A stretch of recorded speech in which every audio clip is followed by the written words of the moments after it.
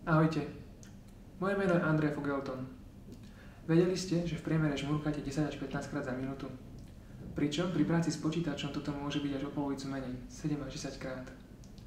Je to spôsobené najmä tým, že vaše podvedomie je rozptýlené. Rozptýlené tým, že monitor je svietiaci objekt umiestnený veľmi blízko a vy ste sústredení na svoju prácu. Toto má za následok rôzne zdravotné ochorenia očí, napríklad syndrom suchého oka. Týmto syndromom trpí v priemere až 60% ľudí, ktorí pracujú dennodenne s počítačom. Týmto ľuďom by sme vedeli pomôcť. Pomocou webkamery chceme sledovať, ako človek žmurká, ako často a kedy. Ako náhle nebude napríklad 10 sekúnd žmurkať, tak ho chceme upozorniť nejakou notifikáciou, aby vedome žmurkol. A keď toto žmurknutie uskutoční sa, tak notifikácia zmizne. Tým pádom by ho to nemalo vôbec vyrušovať pri práci.